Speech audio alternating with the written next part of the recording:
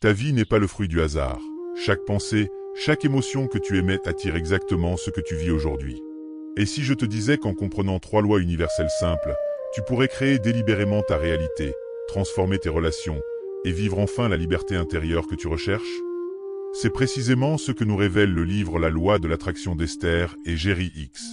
Dans ce résumé, nous allons découvrir ensemble comment nos pensées façonnent notre quotidien, quelles sont les clés pour reprendre le contrôle de notre vie et surtout, comment appliquer ces principes dans des actions concrètes pour attirer plus de bien-être, d'harmonie et d'abondance. Mais attention, il y a un détail contre-intuitif que presque tout le monde ignore. Et c'est lui qui fait toute la différence entre ceux qui attirent leurs rêves et ceux qui restent bloqués dans leurs problèmes. Dans cette vidéo, tu vas comprendre principalement et la loi de l'attraction et pourquoi elle influence chaque instant de ta vie. Et la science de la création délibérée, qui te montre comment orienter tes pensées pour obtenir ce que tu veux réellement. Et l'art de permettre, la clé pour vivre en paix avec toi-même et avec les autres. Et surtout, tu découvriras comment utiliser tes émotions comme un GPS intérieur pour savoir si tu es sur la bonne voie, ou si tu es en train de saboter toi-même ta réalité. Les 3 lois universelles. 1. La loi de l'attraction. La loi de l'attraction repose sur un principe simple mais puissant. Ce qui est semblable attire ce qui lui ressemble. Autrement dit, chaque pensée que tu entretiens, chaque émotion que tu ressens, émet une vibration. Et l'univers répond à cette vibration en attirant vers toi des situations, des personnes et des expériences qui correspondent à la même fréquence. Si tu vibres la peur, le doute ou le manque, tu attires davantage de circonstances qui alimentent ces émotions. Mais si tu choisis consciemment de cultiver des pensées d'abondance, de joie et de confiance, alors tu deviens un aimant pour des expériences positives et épanouissantes.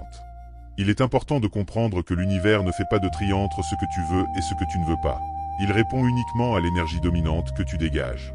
C'est pourquoi se concentrer sur ces problèmes ne fait que les amplifier, tandis que se focaliser sur ses désirs ouvre la porte à leur réalisation.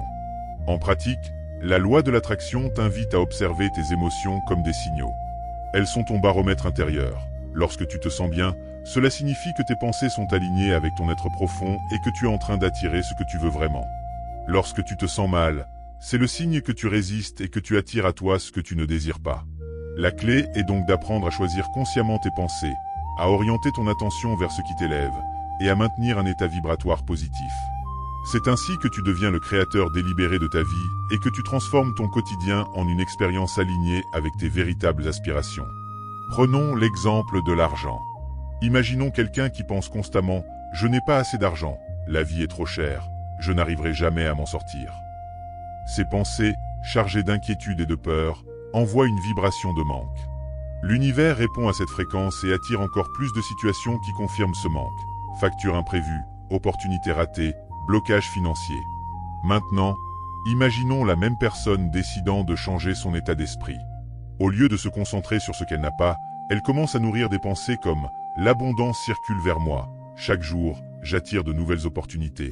Je suis reconnaissant pour l'argent que j'ai déjà. » Cette nouvelle vibration, empreinte de gratitude et de confiance, attire progressivement des circonstances différentes.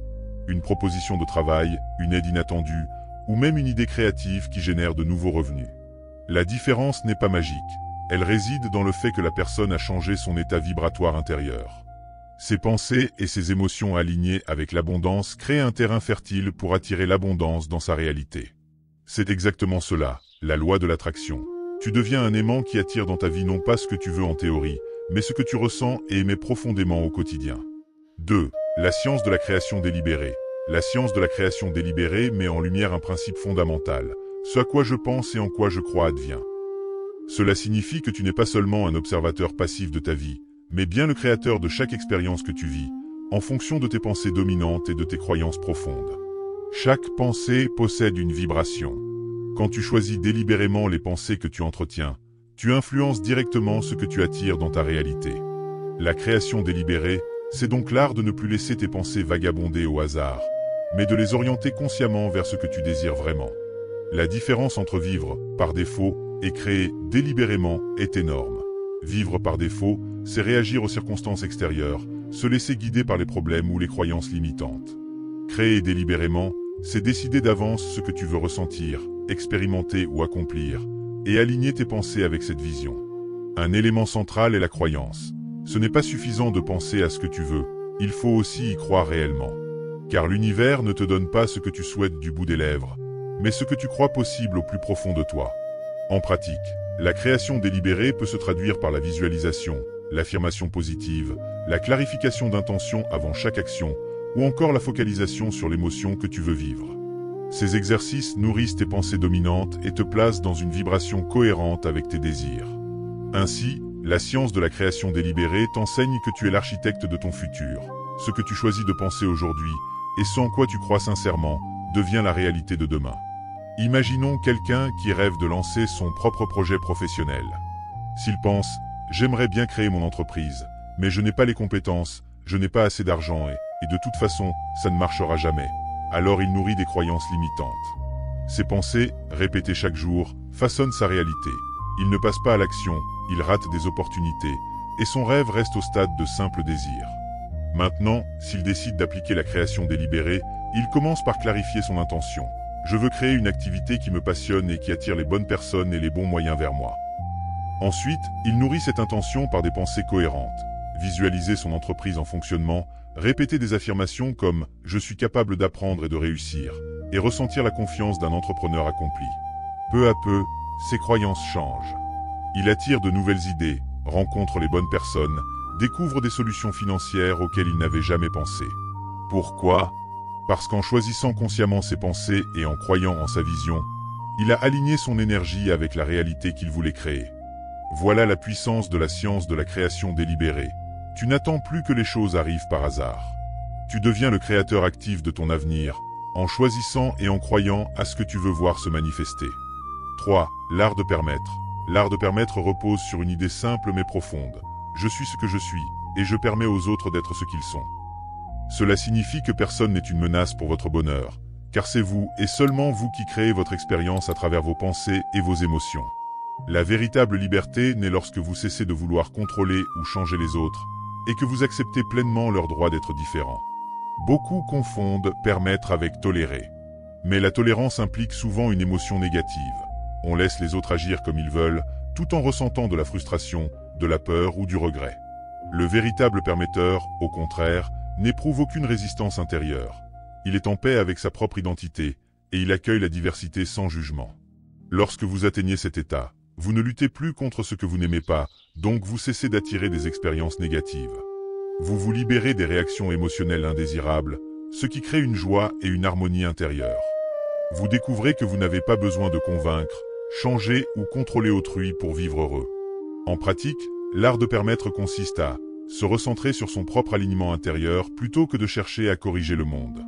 Observez ses émotions. Si une situation ou une personne génère une résistance en vous, c'est un signe que vous êtes en train de tolérer au lieu de permettre. Se souvenir que la diversité est une richesse. Chacun vit son propre chemin, et c'est cette variété qui permet à chacun de clarifier ses désirs et d'évoluer. Imaginons une relation de couple. Marie aime la tranquillité et préfère passer ses week-ends à la maison, tandis que son compagnon, Alex, adore sortir, voir des amis et voyager. Si Marie pense « Pourquoi ne peut-il pas être comme moi ?» S'il m'aimait vraiment, il resterait à la maison. Elle entre en résistance. Cette tentative implicite de changer, Alex crée frustration, dispute et distance. En voulant contrôler l'autre, elle s'éloigne de son propre bien-être. Maintenant, si Marie choisit d'appliquer l'art de permettre, elle se dit « Je suis ce que je suis, et je permets à Alex d'être ce qu'il est ». Elle reconnaît que son bonheur ne dépend pas de ce qu'Alex fait ou ne fait pas, mais de son propre alignement intérieur. Elle peut décider de savourer sa tranquillité quand Alex sort, et partager avec lui des activités qu'ils aiment tous les deux, sans attente ni jugement. Résultat, au lieu d'un conflit permanent, la relation gagne en liberté et en harmonie. Chacun s'épanouit dans sa propre authenticité, et paradoxalement, cela renforce leur lien, car ils ne cherchent plus à se changer l'un l'autre. Voilà le cœur de l'art de permettre. En cessant de résister à la diversité et en laissant chacun être lui-même, vous trouvez la véritable paix intérieure et des relations plus authentiques et harmonieuses.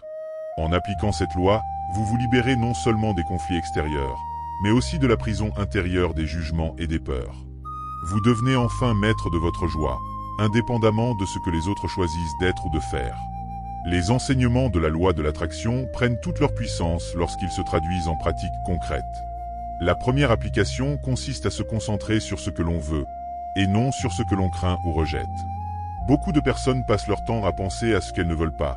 Je ne veux pas échouer, je ne veux pas souffrir, je ne veux pas manquer d'argent. Or, l'univers ne retient pas la négation. Il répond à la vibration dominante de la pensée. Se focaliser sur ce que l'on redoute, c'est l'alimenter et l'attirer davantage. Inversement, diriger son attention vers ce que l'on désire réellement active une vibration constructive et ouvre la voie à sa manifestation. La deuxième application repose sur la visualisation alliée au ressenti. Il ne suffit pas d'imaginer son objectif comme une image lointaine.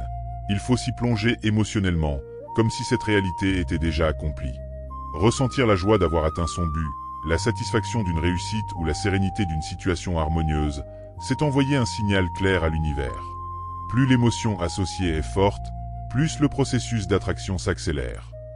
Vient ensuite la pratique de la segmentation de la journée. Elle consiste à définir une intention claire avant chaque nouvelle action ou interaction. Par exemple, je veux apprécier cette rencontre, je veux être calme et confiant pendant cette réunion, ou encore, je veux ressentir de la gratitude en préparant ce repas. Cette habitude transforme la vie quotidienne en une succession de choix conscients et oriente chaque moment dans la direction de l'harmonie. Enfin, une application essentielle est de cultiver la gratitude et l'appréciation. Remercier pour ce que l'on a déjà, reconnaître la beauté dans de petites choses et ressentir sincèrement de l'appréciation élève instantanément la vibration. La gratitude agit comme un aimant puissant. Plus on l'entretient, plus on attire des raisons supplémentaires d'être reconnaissant. Ces pratiques simples mais régulières permettent de reprendre la maîtrise de son état intérieur. Elles ne transforment pas seulement la manière de penser, mais aussi la manière de ressentir et, peu à peu, la réalité extérieure. C'est en les appliquant au quotidien que la loi de l'attraction cesse d'être une idée abstraite pour devenir une véritable expérience de vie. Alors retiens ceci, ta vie n'est jamais le fruit du hasard. Ce que tu penses et ressens aujourd'hui crée ton demain. Tu as maintenant entre les mains 3 lois puissantes pour attirer l'abondance, la liberté et l'harmonie. La vraie question est, vas-tu continuer à vivre par défaut, ou choisis-tu dès maintenant de créer ta réalité délibérément? Si cette vidéo t'a parlé, like, abonne-toi et partage-la pour inspirer d'autres à reprendre le contrôle de leur vie.